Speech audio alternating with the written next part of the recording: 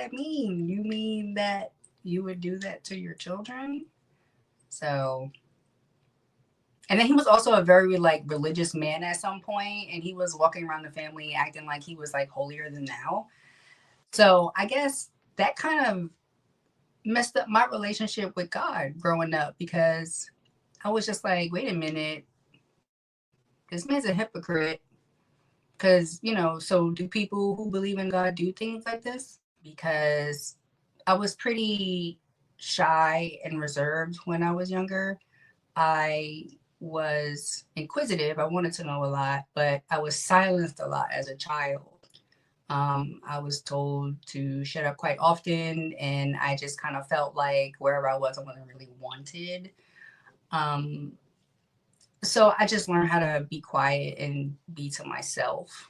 And I was yearning for love. So when I was a child, I was like a straight A student. You can always find me reading books. I was like the head of my class. I was, involved in all these youth groups, and like we would do community service, and middle school was great. I feel like I reached my peak of popularity in middle school.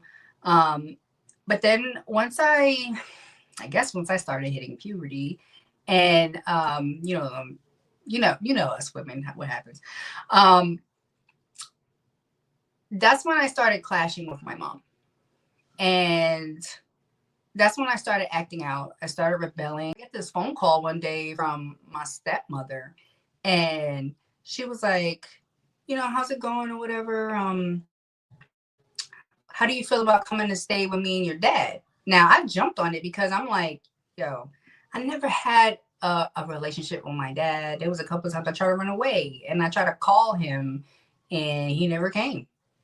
So it was like, oh, this is finally my opportunity to go stay with my dad. And I stayed there for a year. And then me and my stepmother,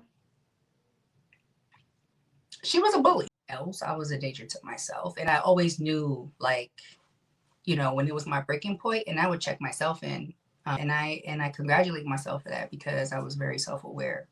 I did a lot of research on what I was dealing with, so I knew what I was dealing with. But I had a drinking problem, and I met him through a mutual friend, and he was going through a very tough time as well, like with his family. And he was a month after we got married. I tried to commit suicide. I overdosed on 40 pills. I got serotonin syndrome, and I think I was having like seizures and stuff. And for a little while, he was nice to me after that, but he would just say some of the most horrible things. He would say, "I'm pitiful," "I'm a whore,"